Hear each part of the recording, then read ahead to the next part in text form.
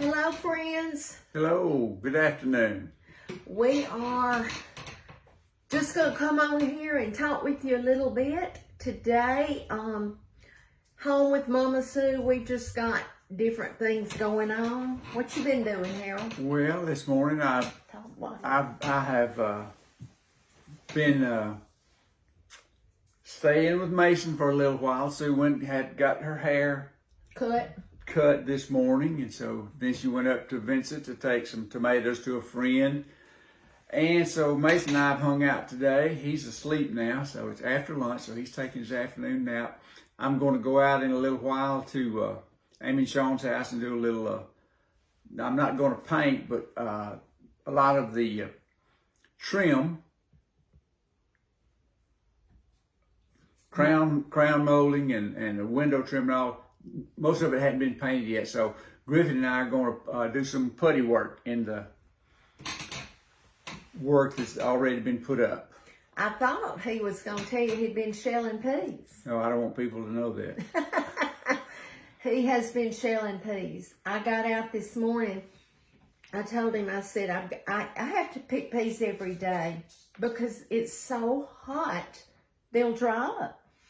And when I picked this morning, I thought this may be the last of the peas. Yeah, we don't have, we would plant a big patch of peas. We don't do that anymore.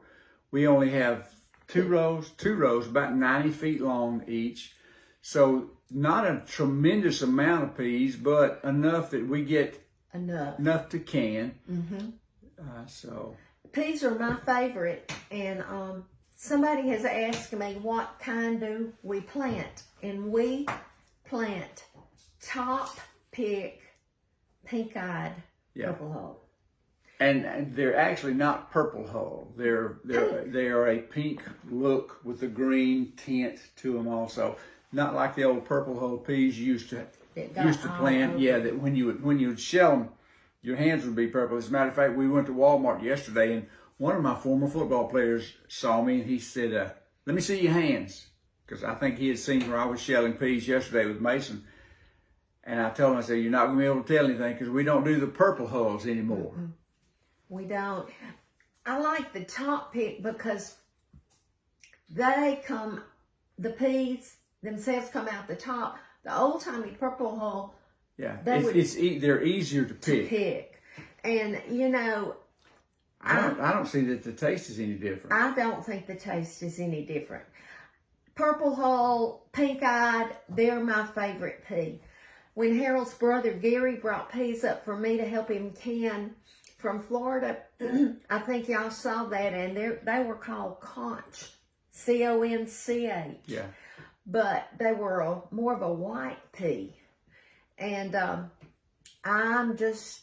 guess it's what you get used to. What you grew up with, mainly. That when I talked to Hal yesterday at Walmart, he was talking about what his mom did, and he said, "I do it the way my mom did it." And I think that's true of most of us. We do things the way that we saw it done. Yeah. When we were younger. That's right. And we're getting okra. And I have canned a lot of okra, and I'm giving a lot of it away too. But, you know, okra will keep bearing as long as you keep cutting it. Yeah. And I like fried okra in the summer. I like it in the winter. But we've had a little thunderstorm here. I guess that's what Scout's barking at. The thunder. I don't know. You might want to close that door so he can't see out. He's going away. He'll be all right. Okay. He'll be all right. Okay. But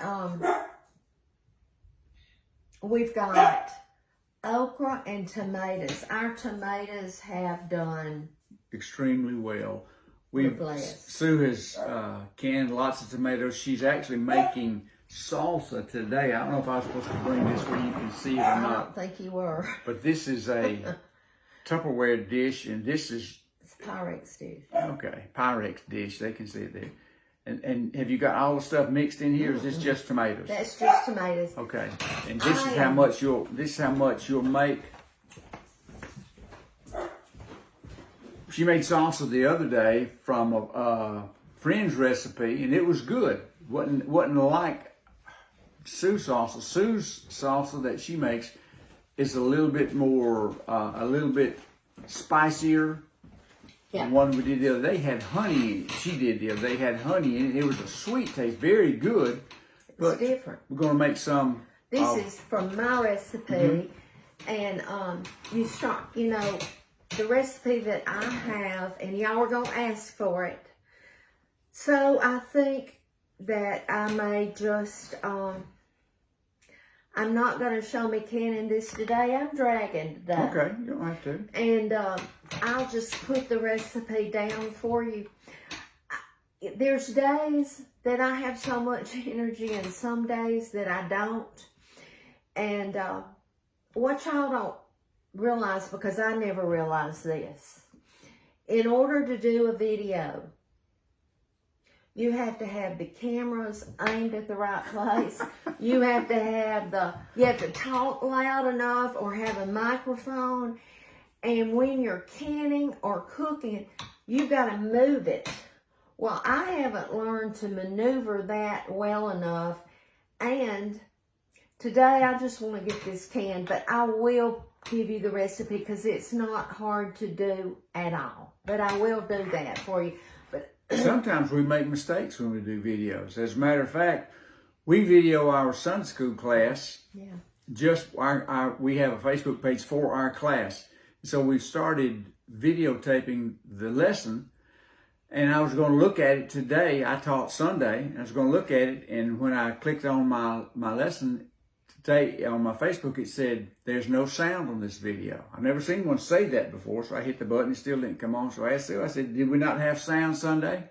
No, we didn't have any sound. So unless you're a lip reader. Well, I took it down. I So did take it down. Things happen. But it does, and I have done that before on my videos, and I don't know what I hit. I really don't. I know it was the operator. And so... have y'all seen or realized that Mama Sue probably has too much going on? Do any of y'all think that besides me? And if you do, that's okay, because I think that too. And I let her know that sometimes, that she needs to slow down. And I think he told me, it might have been Saturday. He said, how old was, he told me, he said, in 1991, your mother was the age that you were now. Do you think? You are now, yeah. Yeah. Do you think that she was doing everything that you do? But you know, I enjoy doing it, but I do realize that I'm tired. But she usually realizes it too late to do anything about it for that day. Well, I couldn't let my peas just dry up. That's why I kept picking them. But anyway, it's okay. I'm fine. I am blessed. A sweet, sweet little, I call her little young girl from about 17 miles away from me, was diagnosed with breast cancer the same month that I was. Matter of fact, she found the lump in her breast the week she got married. And so that was spam. Yeah, it was. It's his potential spam. And she went through horrible chemo just like I did. And this morning I got a sweet message from her. She said, I'm sitting at the doctor waiting on my latest ultrasound. And she said, I was thinking about you. And she said, all of a sudden I hear, hello, welcome to Mama Sue's Kitchen. And she said, some lady in there was listening to me.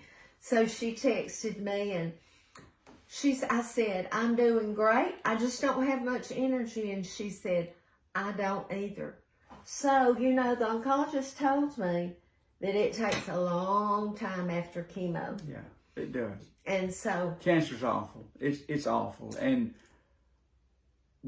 we had experienced it some, but not in our direct house until Sue got cancer. And I didn't know and I know this is probably true of lots of diseases. We hear about it and we hear about people having them, but we don't know what they go through. And so I didn't know. We need to be more, I'm talking to myself, we need to be more, help me with the word here. We need to have more empathy for Yeah, them. be more aware of what they're going through, just to I know lift them that. up in prayer. Got a message last night of a young man that I coached in high school that has cancer, and I sent him a little text to let him know that we'd be praying for him, and that you have to fight. You have to fight. That's Sue's a lot tougher than y'all probably know, and she fought, and you have to. You do. Harold would tell me, just take one day at a time, and that's what I did. And you know, you folks, now I have new folks, but the majority of my folks have been with me during that battle, and y'all prayed for me, and I know it was the prayers and your encouragement and everything that got me through those really bad times. But we really didn't have anything to show you today. I mean, I could.